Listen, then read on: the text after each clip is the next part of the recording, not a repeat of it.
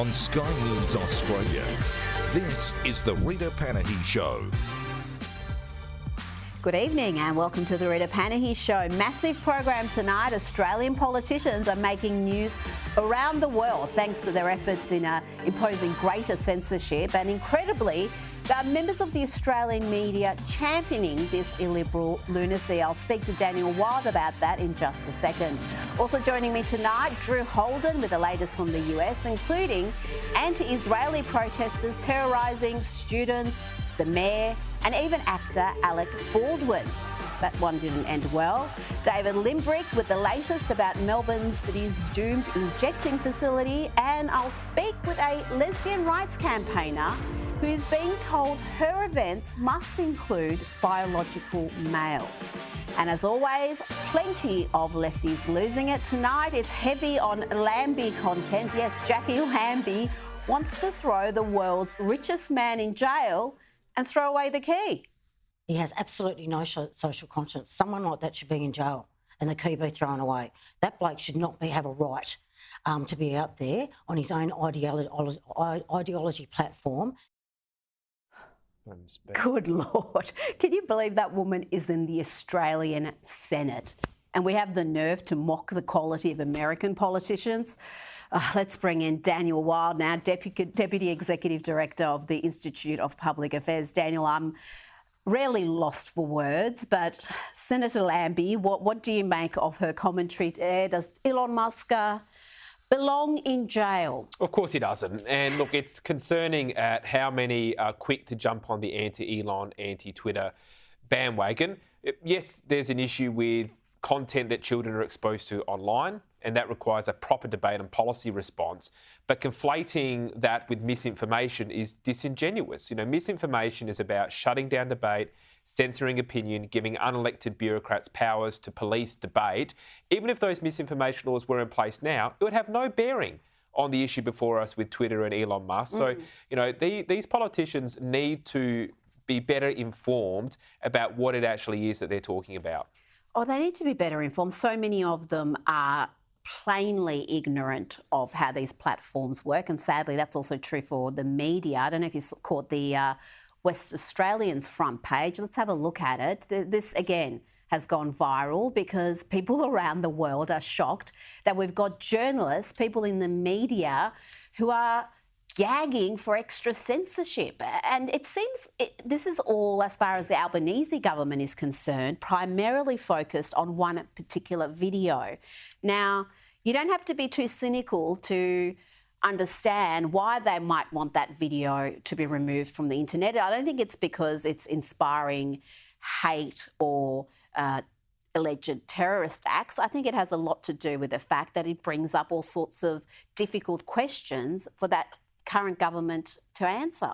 Well, that's right. I think a lot of Australians are looking at this as saying, well, hang on, there's lots of content on the internet that's objectionable. Why is this particular video, which was a terrorist event, remember? Alleged terrorist event. Yeah, by New South Wales Police have said that. So this has, as you say, broader questions about our society. It raises questions about the immigration program, about policing powers, about a variety of other issues. So you go, why are they trying to shut this video down? Why is it getting this attention? Also, why is Twitter getting, or X, why is it getting all the attention? Well, look, my view is that because it is really the only platform that comes close to freedom of speech and comes close to providing a platform for genuine debate. So that's why I think it's being targeted. And the Albanese government is determined to use an alleged terror attack to demand more censorship. Home Affairs Minister Claire O'Neill is insisting social media companies should be fined and policed more for creating, and I quote here, civil division, social unrest, and just about every other problem that we have as a country. Really, every other problem we have is down to X. She called ex-boss Elon Musk a megalomaniac. Now, Musk is already taking on the e-safety commissioner to task for her draconian attempts for censorship on his platform, as now the government wants to give this woman even more power. And what's worse, Daniel, and we've discussed this previously, it's that the coalition, the party that's supposed to stand for free speech and classical liberalism, is backing this Orwellian approach. I know there's certain MPs who have said no, but as a whole, the party leadership seems to be backing this woman getting even more powers than she already has. Yeah, well, the issue is that, as we've said before, the Commissioner of the E-Safety Commission is not someone that's looking for the public good. She's an ideological activist. She tried to shut down debate during the Voice debate by saying there was hate speech about the No campaigners, so she's got a track record here. On Claire O'Neill, I mean, seriously, she's got to look in her own backyard if you want to look at policy failures. She has overseen failure after failure after failure. Look at our migration program, record numbers of intake. They're not in control of the migration program at all. So I think she's the last to be criticising others for apparent failures. But look, Rita, this is how free speech dies. It's inch by inch. If you give them an inch, they take a mile. And always in the name of safety. It's always presented, this is for the good of the community, for the greater good. And in the name of safety, some terrible things have happened. Look, yeah, and I accept that there is a genuine problem, like I said, with the content that children are exposed to these days. And yes, we have to address that. But again, that has nothing to do with freedom of speech or misinformation. It's totally disingenuous and cynical of the government to be hiding behind child safety in order to shut down debate. And you mentioned the Voice, and I do wonder if Julie Inman-Grant or the E-Safety Commissioner, whoever the leftist activist is that the coalition government was silly enough to appoint, if they had those additional powers back then, whether we would have had a different referendum result, whether we would have had a lot of the No campaign suppressed or even banned on the basis that it was hateful, it was divisive, it was not something that was safe for the community to see. Well, I think that the No campaign would not have been able to mount its arguments if these misinformation laws were in place. Wow. It would have been argued that it's not even hate anymore, Rita, it's harm. It's harmful, they say. Well, what isn't harmful? It's all subjective. There's no doubt that these misinformation laws are being used as retribution on mainstream Australians for voting the wrong way in the Voice debate, and this government wants to make sure that that never, ever happens again, and that's why they know the only debate that they can win is a debate that they shut down. And this is why it's astonishing that you've got the likes of Peter Dutton, who is a very smart operator, buying into this. I mean, does he not see how this is going to end for Conservatives? And just the arrogance of demanding something not just be taken down from Australian accounts, but be taken down around the world. So you have one country making laws that X has to apply to every account holder in the world. And I mean, we don't want to be subject to laws made in banana republics. Why should other parts of the world that value freedom be prevented from seeing things because of Julie Inman-Grant? Well, what the coalition needs to focus on is clearly delineating between, as I say, the stuff that children is exposed to, which requires a policy response, and misinformation, which is separate. They were very good on misinformation, completely and totally opposed to it. Look, I'm confident that they will stay that way. I think it's become a bit muddled, but there needs to be a clear... They have completely muddled the message. They've muddled it, and they need to come out and clearly demarcate that they are still opposed to these draconian anti-free speech laws. Absolutely. And as we've discussed previously, that E-Safety Commissioner role, that was supposed to be focused on the safety of children. So child exploitation, child porn, all sorts of material that should not be on the internet, which is illegal, and children are also being exposed. And it seems to have moved very quickly into other areas. Now, let's go to the UK, and the hypocrisy of the police force is being exposed again. We saw Met Police officers take the knee for BLM. Remember that during the COVID-19 pandemic? 1 minute they were cracking down on the anti-lockdown protesters. Next minute they're taking the knee. They've been, giving water to those climate change protesters who are blocking roads and causing traffic mayhem. They've watched on as Palestinian activists climb national monuments and set off flares. But look what they do when a protest is not left-wing, when the cause is perhaps a little bit right-wing, like patriotism. Wow,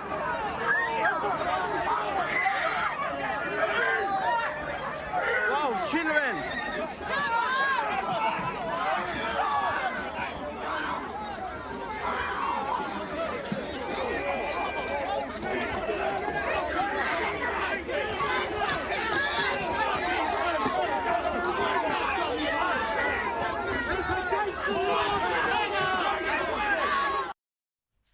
Oh, very different attitude indeed. They're in there with the horses. Don't get the horses involved. I don't want any horses hurt. But It's been noted. It's been noted in London and elsewhere that this two-tier policing is becoming more and more apparent. Well, it is, and I think that we now live in two different societies where there's one set of rules for the activists and another set of rules for everybody else. Not only did they allow these, pro-Hamas protesters to go ahead, they rolled the red carpet out for them. It's the same in Melbourne, the same across Australia. What frustrates people is the inequitable application of the laws. If someone is acting outside of the law, then enforce it. Like maybe someone there was doing the wrong thing, being violent, sure. Go at it, but do it in an equal way. It looks like if you're, one of these left-wing activists, it's accepted, it's fine, but I wouldn't even call them right-wing, Rita. I would just say it's normal. It's normal to celebrate your nation and your history and its past, and now that appears to be unlawful in Britain. And we had the shameful scenes late last week. We talked about it on Outsiders on Sunday, where police officer arrested or threatened to arrest a man for looking openly Jewish. A man who was breaking no laws, but his mere presence looking openly Jewish was going to antagonise the Palestinian protesters, and he was told, leave or be arrested. Now, staying in the UK, the delusion over the groundbreaking CAS review into transgender medical care, well, that's been astonishing in itself. The Telegraph's Suzanne Moore writes, the reaction to this review has been notable in that many who have previously intoned trans rights slogans have just changed the subject. Their silence is deafening. She also wrote that those still defending the sterilisation and mutilation of children are exposing themselves daily. It was never about the children for them. The kids were just collateral damage in a culture war we were told was not actually real.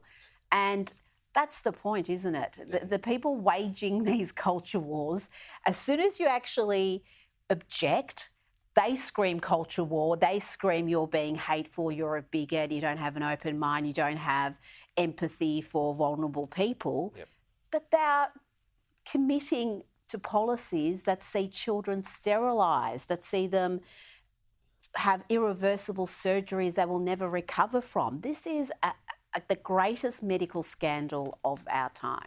Well, I think that's right. I mean, this report, it's, as you say, groundbreaking. It's also globally significant, and it just reinforces calls that some, Senator Antic and others have made that we need to have a proper inquiry here in Australia. Mm-hmm. I would say that, the Liberal opposition leader in Western Australia has shown critical leadership on this in saying that puberty blockers need to be limited to a certain age. I hope that is the start, not the end of this debate and this pushback.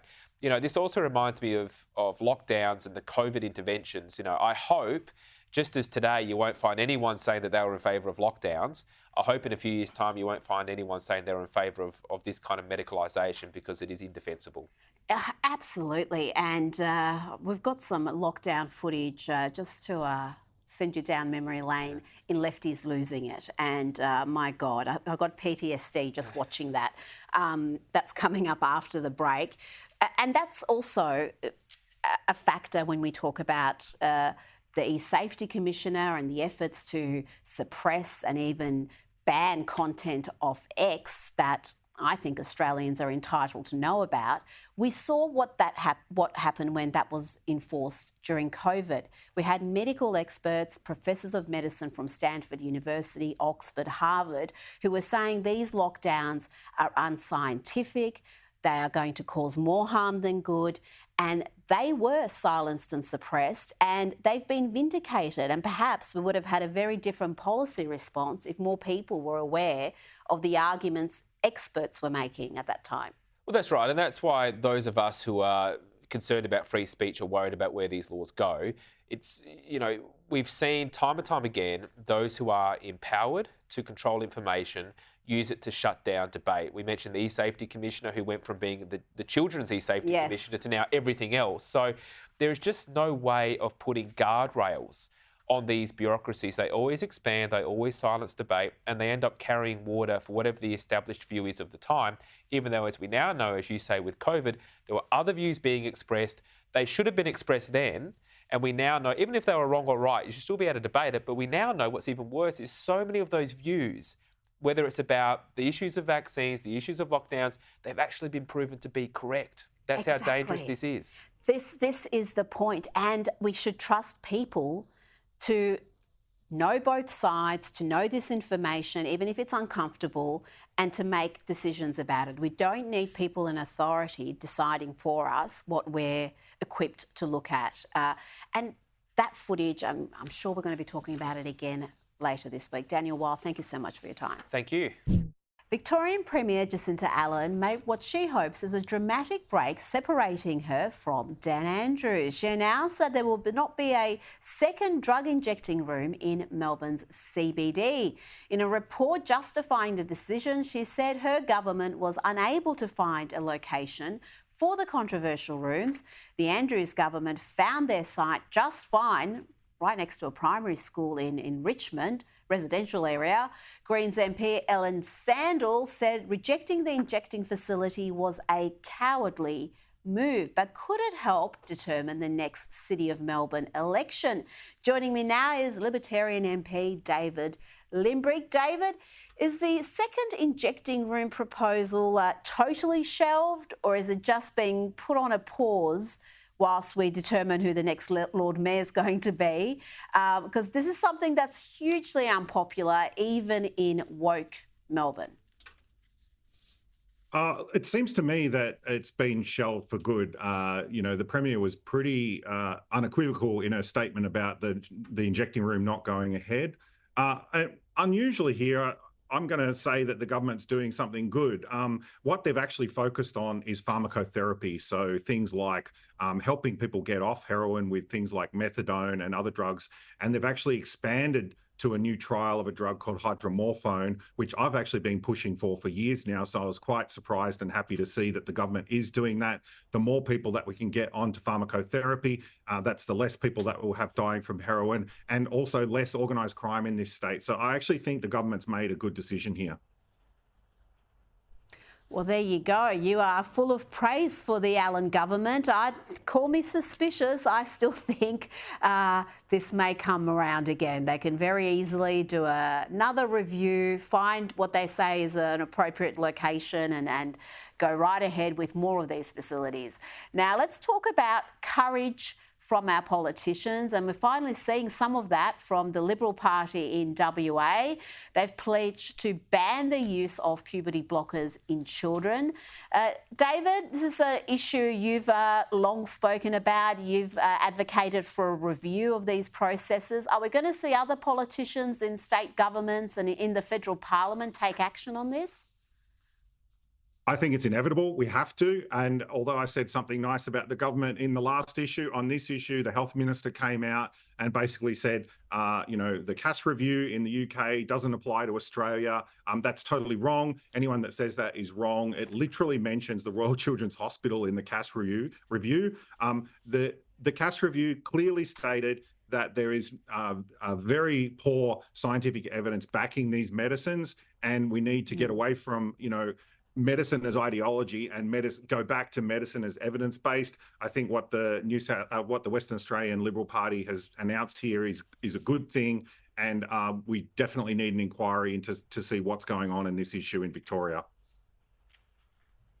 Now, we've just been talking about the E-Safety Commissioner and the Albanese government attempting to use an alleged terror attack in New South Wales as a platform to combat what they say is violent videos online, is just pushing for more censorship. She wants video evidence of that alleged attack to be banned. You've noted that pivotal moments in history have happened because of distressing footage. That distressing footage has helped stop wars and throw out corrupt governments. We all know that image of a 9-year-old Vietnamese girl running from a napalm strike. That shocked the world and really revealed the full horror of that war. We've seen China trying to disappear images of the Tiananmen Square massacre. I do wonder whether under the East Safety Commissioner's warped logic, these sort of iconic photographs would not be shown on social media. And there are plenty of others that have also changed the course of history. The execution of Nguyen Van Lem, that was galvanised the anti-war movement. I'm fearful, David, that our government is moving towards the Chinese model where they've tried to shut down images of the tank man, that lone man in Tiananmen Square who stood in front of the tank. Again, an iconic image that we all remember.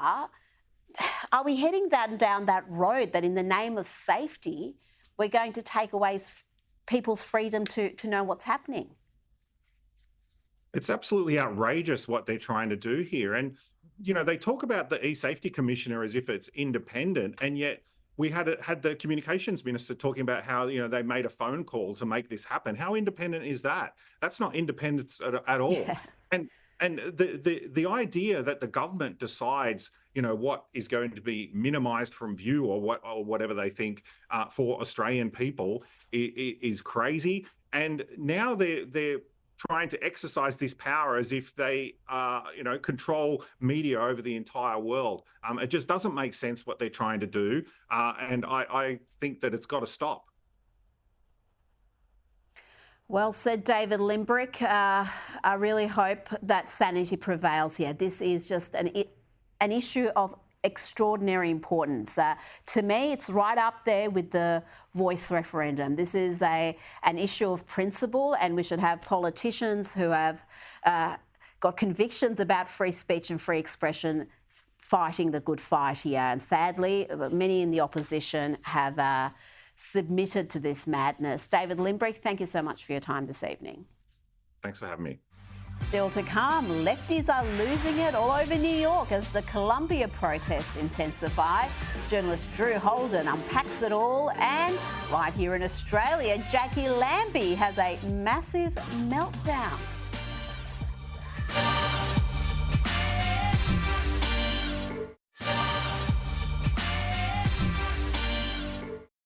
Now it's time for Lefties Losing It. I do like to focus on the antics of the lunatic fringe and how their antics are being normalised in blue states, but we've got our own lefties right here in Australia. We're not immune from this phenomenon, even in our parliament, and they're not all Greens or from Labor's socialist left faction. Take a look at Senator Jackie Lambie, who not only wants greater censorship, but she wants to throw Elon Musk in jail if he doesn't comply. Elon Musk has no social conscience or conscience whatsoever.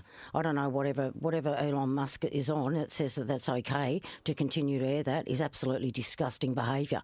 And quite frankly, the bloke should be jailed. And the sooner that we can bring rules in or do something about this sort of game playing with our social media, the better off we're going to be. But quite frankly, the power that man has, because of that platform that he's on, it's got to stop. It has absolutely got to stop. What? That woman is a senator in the Australian Parliament. And if you thought that was just an isolated incident, a throwaway remark she regrets and has apologised for, well, think again. Here she is on Sky News saying Elon Musk, the greatest modern crusader we have for free speech, should be behind bars and throw away the keys. So when it comes to the tech billionaire, like I've already said, I think he's a social media knob with no social conscience. He has absolutely no social conscience. Someone like that should be in jail and the key be thrown away.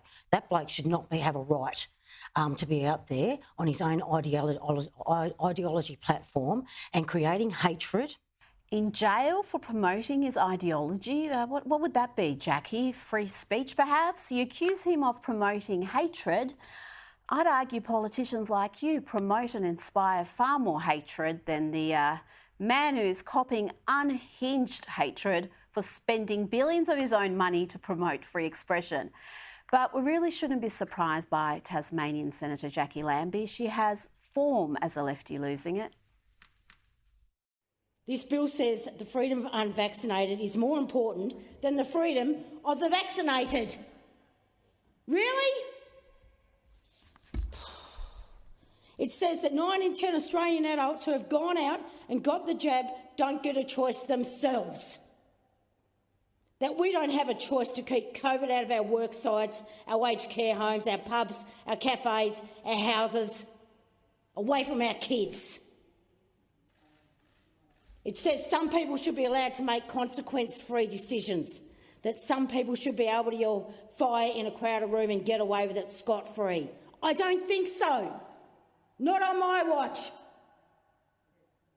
Here's the thing, being held accountable for your own actions isn't called discrimination. It's called being, you wouldn't believe it, a goddamn bloody adult. That's right as being an adult. Yes, she's a senator in the Australian Parliament. Apparently, if you don't support mandated COVID jabs, you're not an adult. That's what that meltdown was about. It was all in reaction to One Nation, which had introduced a bill intended to end coronavirus vaccine mandates. But the Tasmanian wasn't done yet. When this lefty loses it, she really loses it. We don't have lockdowns and border restrictions because state premiers love discrimination. That's rubbish. We have them because state premiers don't want people dying, because they don't want to be playing Russian roulette with their own people's lives. That's why they're doing it. That is why they're doing it. One Nation is the champion for the right for unvaccinated, COVID-carrying mainlanders to come to Tasmania and create an outbreak. I don't think so. I don't think so. It's not going to happen under my watch, and I doubt very much if it's going to happen under Premier Gutwin's watch. Yes, those crippling, illiberal, unscientific lockdowns and border closures that stopped Australians crossing state borders even was all about keeping us safe. I hope you're all grateful, and it worked so beautifully, except, for all the excess deaths we're seeing, all the mental health harms, the economic mayhem. It was all worth it. Let's go back to that epic rant here. Jackie wants you to know she really, really cares about your safety. And we need to do everything we possibly can to keep ourselves safe, our kids safe, our grandchildren safe, and our friends and family. That's what we need to do. Sometimes sacrifices have to be made. Sometimes sacrifices have to be made, and now Jackie wants you to sacrifice your free speech to keep us safe. She wants to sacrifice your ability to know and see what is happening. Thanks a lot, Tasmania. We're being mocked around the world thanks to that woman. This week she has declared that she's leaving X. What a brave heroine she is. She's leading by example. But I say this to everybody else. I'll be switching off X today. I'll be doing that before I get to the airport this afternoon, and I suggest that the other 227 members of Parliament do the same thing and show them that you mean business, because when you want to lead by example, it has to happen from here. It has to happen from here. So start switching off X. Start throwing it back at him. We've got to start from here. The delusion there is stunning. Let's check in now with those anti-Israeli protests at Columbia University. The youngest and brightest are expressing their angst at what they claim is a genocide through silent dance.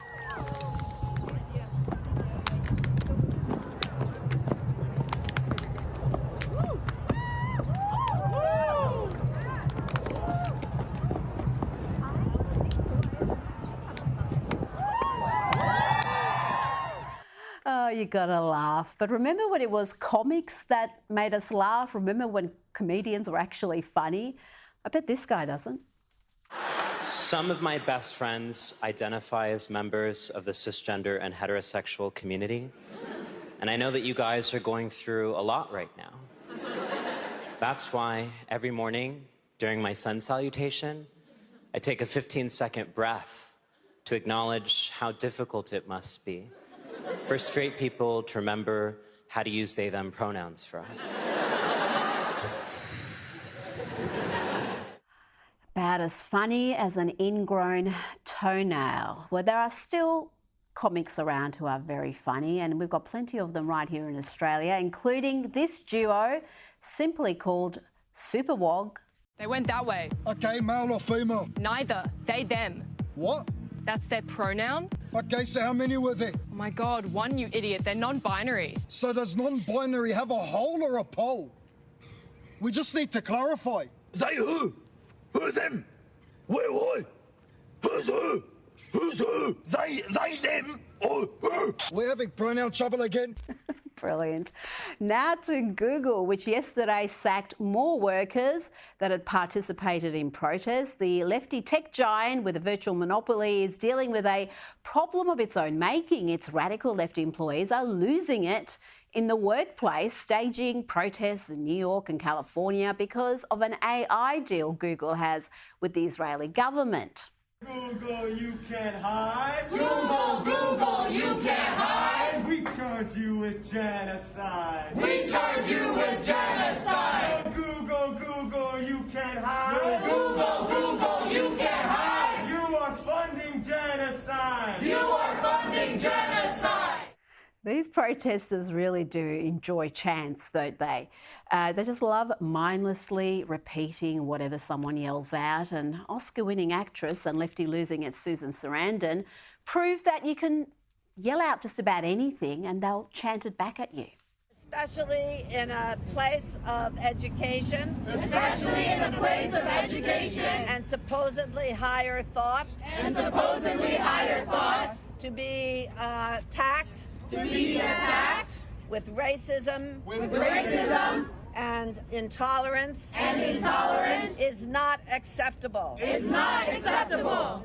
There are many, many people. There are many, many people. That's unintentionally hilarious, I've got to say. But I mean, how long could this go on? People who are old and afraid. People who are old and afraid. Are looking to you. Are looking to you. And your voices. And your voices. And your organization. And your organization. And your tenacity. And your tenacity. And your kindness. And your kindness. To make a difference in this situation. To make a difference in this situation. You give me hope. You give me hope. To me and so many people. To me and so many people. And in the end, the truth will win. And in the end, the truth will win. It's important at this point. It's important at this point. That's about all I can take, but it actually went on even longer than that. It really did. Now to a lefty who is semi-regularly sensible in calling out the excesses of his mob. But let's be honest, Bill Maher normally wins enormous praise, including from me, for saying what Conservatives have been saying for years. And at the end of the day, he's still going to vote for the likes of Joe Biden and Gavin Newsom, who are ushering in the lunacy that he complains about. But good on him, I guess, for saying this. Maybe it's time to admit that sometimes Drag Queen Story Hour is more for the Queen than the kids. Sure, kids love a clown, but does the clown have to have tits?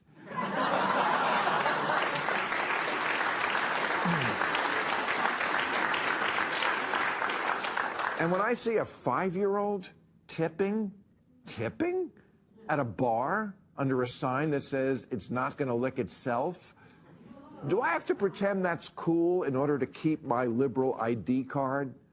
Sorry, I can't do that. If you want kids to be more tolerant, why not have handicapped people read them stories? Kids are more likely to encounter disabled people than drag queens in life.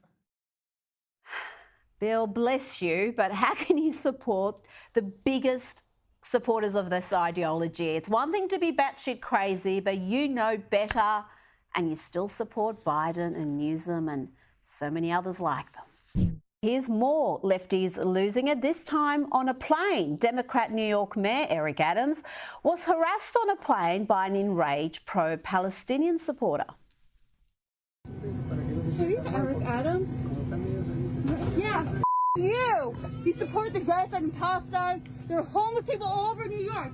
You're always partying. You don't actually care about the citizens of New York. Why are you even in Miami? You know there are people being arrested there. People are homeless in New York. People cannot afford food. You keep cutting the education budget so you can fund the police.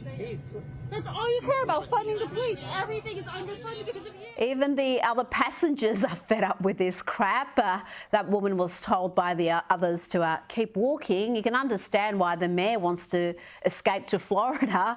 His city has become the epicentre of violent anti-Semitic protests, with the privileged kids and academics taking over Columbia University. Joining me now is freelance commentator and writer of the newsletter Holden Court, Drew Holden. Drew, Mayor Adams has repeatedly condemned the lawlessness and violence of these protests, but it must be said, these are his people. They're not wearing MAGA hats. They're not Republicans. This is his mob. That's right, Rita. You know, unfortunately, it seems kind of lost on him that these are his voters, right? These are the people who put him into office. And they're complaining about many of the same things, you know, maybe certainly not the Israel-Gaza stuff and some of the specifics, but the funding issues that Mayor Adams was supposed to come in and address, right? And so the fact that he doesn't seem to recognize that these aren't some disaffected other party, these are his people, and they're really mad at him, is a little bit mind-boggling. And these ugly protests at Columbia University, they've been going on for some time. They're still going. We've got members of the faculty joining hundreds of these protesters. Some of the faculty are even forming protective circles around the students to prevent police officers from reaching them and arresting them. Meanwhile, we've got an academic, Drew, who is Jewish and has condemned the anti-Semitism on campus, and he had his staff ID card deactivated for his own safety, of course. Over here, we got the COO of Columbia University, Mr. Cass Hallway. Wait, no, they have deactivated my card. They are not letting me on campus. Drew, Jewish students have copped terrible abuse. We've seen so much footage circulating of some of that abuse, thankfully, because X is a free platform where people can actually see what is happening. And we must note, Columbia isn't just any university, it's an Ivy League college. Tuition is around $66,000 US a year. That's more than 100,000 Australian dollars. And this is the sort of students they're turning out. These are the sort of academics, not that last gentleman, but the ones who have joined in this violent anti-Semitic protest. That's right. I mean, these are the future leaders of America, unfortunately, in many cases, right? This is one of the elite credentialing institutions across the country, across all sorts of things. I mean, Columbia, and one of the things I was thinking about is Columbia is also a big teachers college, right? It's one of the top ones in the city of New York.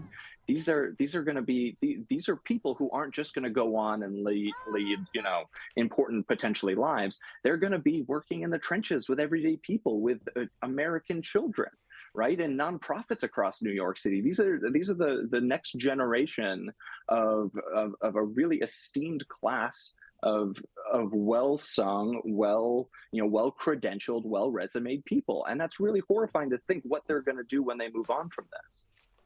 These protesters are running amok in New York, Drew. Even actor Alec Baldwin has been impacted. He's normally a fairly mouthy Democrat, but that hasn't stopped him copping abuse from these protesters. One of them, who calls herself Crackhead Barney, confronted Alec in a New York coffee shop, demanded he declare his support for Palestine, and it didn't end well. You killed that lady and got no jail time? No jail time, Alec? No jail time, Alec. You're putting innocent people in jail, Alec Baldwin. I'm so sorry. Free Palestine, Alec, just one time, and I'll leave you alone. I'll leave you alone, I swear. Just say free Palestine one time. One time. One time. Call the police. One time, Alec. You know he's a criminal. You know he's a criminal. Come on, Alec, just say free Palestine one time. One time, just one time, please, and I'll leave you alone. Free Palestine. Israel, Zionism. Please say it. One time. Could you do me one quick favor? Drew, I didn't think I'd be sticking up for Alec Baldwin, but here we are. No one can blame him for smacking the phone out of that woman's hand. Yeah, I mean, Rita, I think one of the things that really kind of just befuddles me on all of this is all of these protesters, so many of these protesters, it's like everything else in life they expect to be shut down so that they can be heard and so that people can listen to them. And it's the entitlement of so many of these people, right? And you see it on the university campuses. You see it in climate protesters across the United States when they're blocking highways, right? You've got traffic and vehicles trying to get through.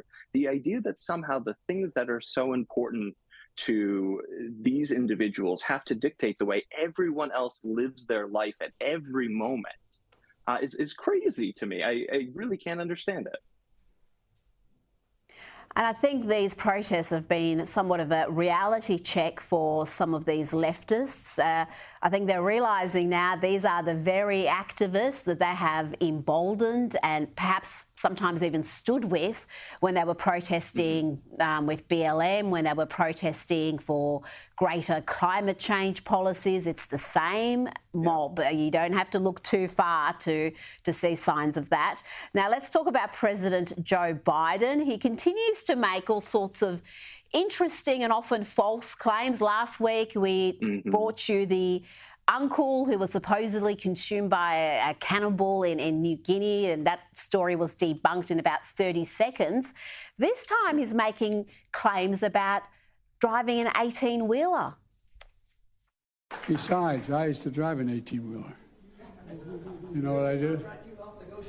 That's exactly right. Joe has not driven an 18-wheeler. I think that's just another little fantasy of his. But I wonder if these stories are designed to excite young voters, because there's not many showing up to the occasional rallies he holds. Let's look at the crowd that turned up at Hillsborough Community College on Tuesday in Tampa, Florida. There was like, I don't know, 20 of them there? A handful.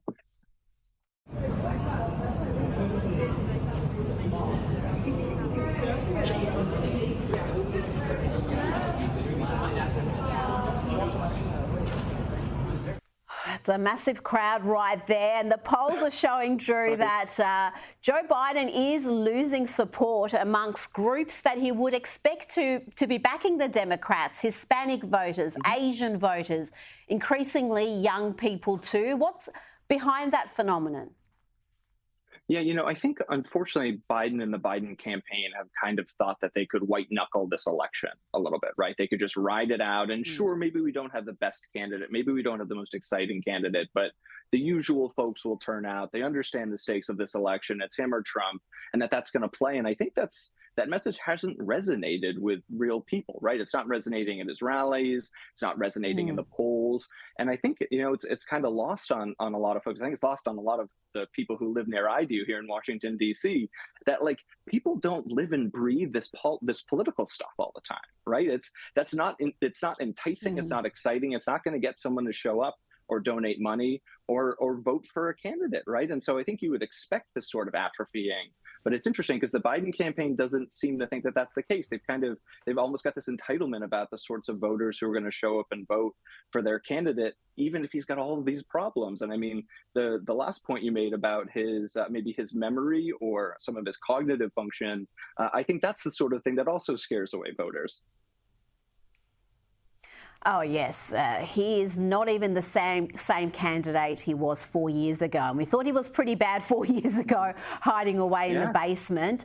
But when you watch speeches or interviews he gave then, the decline is stark. And when you watch him 20 years ago, because he has been in public life, 50 years, you can see that decline. And to try to blame things like stuttering or speech impediment, it ain't that. It's very clearly not that. Drew Holden, thank you so much for your time this evening. Pleasure's mine. Thank you so much for having me, Rita. Coming up, a lesbian rights campaigner ordered to allow biological men into her lesbian-only events. That's after this.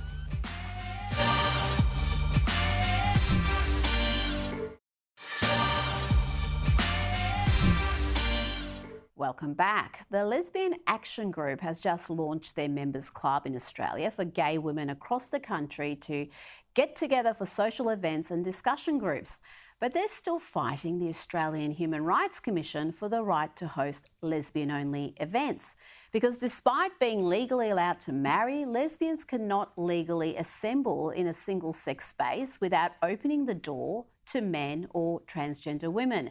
Joining me now is lesbian rights activist Carol Ann, who's leading her group's charge against the Human Rights Commission. This seems incredible that lesbians can't have a gathering for just lesbians. That seems... It is incredible, yes. It is incredible, but the law says no. Well, that seems incredible to me. Presumably some of the people who attend these lesbian-only events are wanting to find romantic partners, might be looking for a sexual partner, and being lesbians, you probably do not want to have males there or people with male bodies who, even if they identify as women. So why do transgender women who are not wanted in that space want to be in that space? Why are you having to fight to preserve it as a lesbian-only event? Well, as I said, the Sex Discrimination Act and the state-based self-ID laws forbid us to do that. Wow. They've mixed up definitions of sex and gender and now sexual orientation. Wow. So that a man can self-identify as a woman, and then if he so chooses, he can then identify as a lesbian. So they've done away with biology altogether. Well, that seems astonishing. So someone can be a fully intact male. We're not talking about post-operative, but they identify as a woman, and they can even present as a man. They could be with a beard and looking like very male. But if they say, I'm a woman and I identify as a lesbian, you're obliged to allow them access to your lesbian-only event. That's right. That's what the Australian Human Rights Commission said to us when we applied for our exemption last year, that we could in fact exclude heterosexual men, heterosexual women, gay men even, but we couldn't exclude men who identify as women and want to be lesbians. It's almost like a comedy sketch, Carol. I know it's not funny for you because you're in the courts fighting this madness, but when you describe it like that, it sounds like a comedy sketch. It really does. You've been flying to Sydney to support Sal Grover. She's obviously the founder of the Girls Only app, Giggle for Girls. She's fighting discrimination lawsuit by a transgender woman, Roxanne Tickle. What have you learned from that court case, and what are your hopes of your own Australian Human Rights Commission appeal?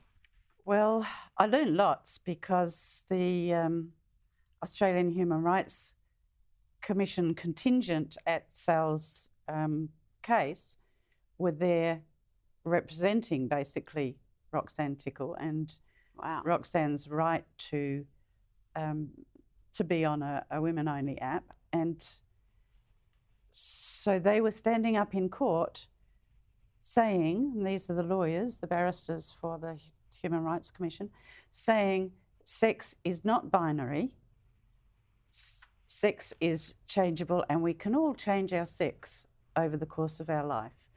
And therefore, Roxanne is a woman, and therefore any man who rocks up to a lesbian event who says he's a woman and then says he's a lesbian, we can't refuse them entry. It's not a great situation. You would think the Australian Human Rights Commission would be siding with women and siding for protecting women's spaces and women's boundaries, but we're not there. Carol Ann, thank you so much for your time this evening. Appreciate it. You're welcome. That's it from me. Up next is News Night. I'll see you at 11 tomorrow. Good night.